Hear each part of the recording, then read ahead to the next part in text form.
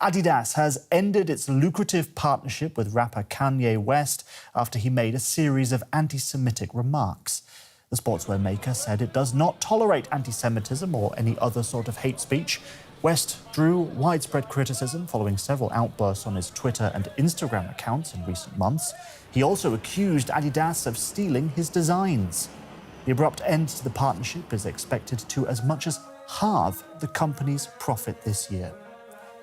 Adidas's move comes a few days after Kanye West boasted on a podcast, "I can say anti-Semitic things and Adidas can't drop me."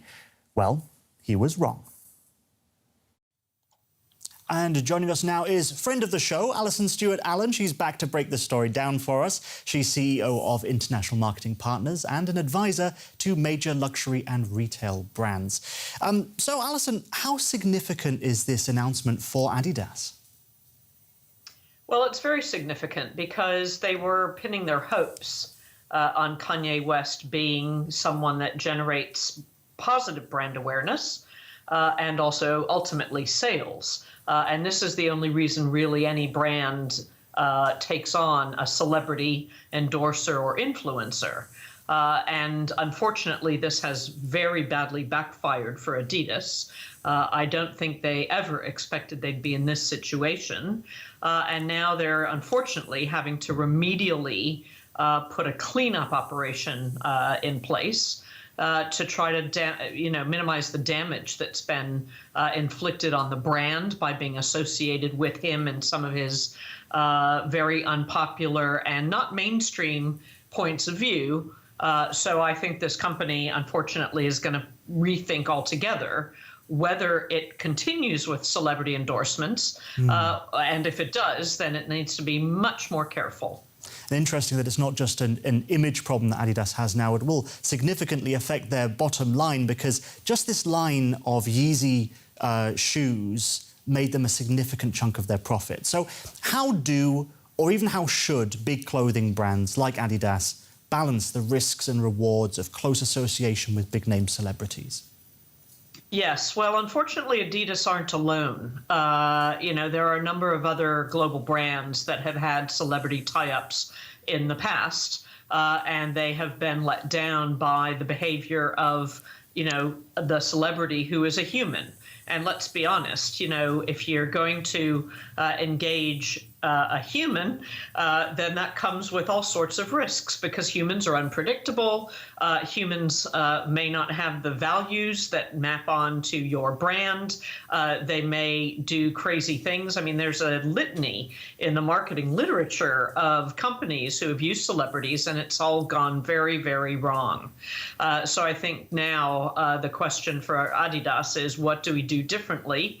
How do we manage this Yeezy shoe and the range, given they've cut ties with him? My expectation is they're going to destroy the stock, the inventory, and they're going to move on as quickly as possible and do what they're doing now, which is making clear that they do not endorse any of the points of view that he's been putting forward around White Lives Matter, around the anti-Semitic public social media posts and public posts or public communication. So the best they can do is distance themselves as quickly as possible because certainly he has proven a liability. OK, so Adidas shares, as we've seen this year, are down 60%, and this is, of course, making things worse. So if we may solicit some free advice from you, you've said a bit about what they should do next, but should they consider other brand endorsements? I mean, companies like this are doing it all the time, or do you think they should stay away from that for a little while? Well, I think they should continue with the celebrity endorsements, but choose their spokesperson or people much more carefully. Take longer to understand the risks involved with that particular person. And once they have chosen that particular person, continue to do that due diligence and make sure that they can get out of that relationship should that celebrity put the brand at risk. And clearly in this case and in many other cases, celebrities and influencers do put those brands at risk. So you have to be super careful when you back and engage a person to do these sorts of endorsements. Yeah, it seems there can be big gains, but also it's a serious risk as well if things do go wrong. Alison Stewart-Allen from International Marketing Partners, as always, it's a pleasure to have you on. Thank you very much. And for more on this now, let's cross over to entertainment journalist Ranze Esangbedo. He is in Washington, D.C. It's good to have you with us. Give us some background on this cooperation. I mean, what meaning did Kanye West have for the Adidas brand and Adidas for Kanye West? Well, for Adidas, it's arguably their most important partnership. It's made the company about $2 billion a year, which is just under 10% of their total revenue.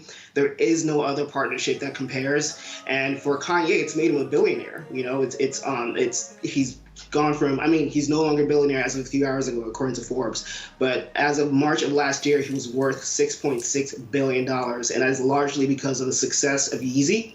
Mm-hmm. He's now worth only $400 million, which is, I mean, more than I've ever had. But yes. I think that's more than any of us have, to be honest with you. You know, there have been strong reactions here in Germany. The chairman of the council, the Central Council of Jews in Germany, Josef Schuster, said that it would have been unbearable if a German company had continued its cooperation with someone who has been accused of anti-Semitism. What has the reaction been there in the United States? Yeah, it's been just as negative. His lawyer, Camille Vasquez, who was claimed to fame was work with Johnny Depp, actually ended her working relationship with him.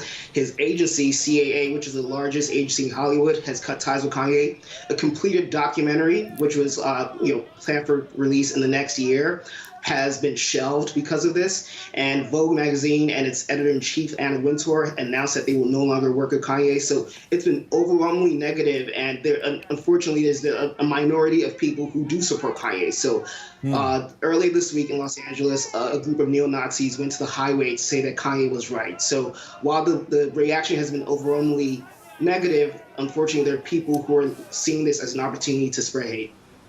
And Kanye West, or Ye as he calls himself today, has made anti-Semitic comments in interviews and social media for weeks now. Where would you say that his career is headed? So unfortunately, he's made this type of hate speech part of his brand. Long before the anti-Semitism, there was lots of anti-Black comments. Even 9 years ago, he wore a jacket with a Confederate flag stitching. So this is really not new.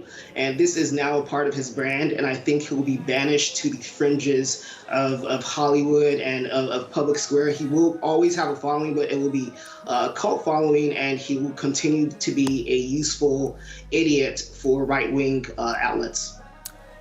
Journalist Ranze Esangbedo joining us tonight from Washington, D.C. We appreciate your reporting. Thank you.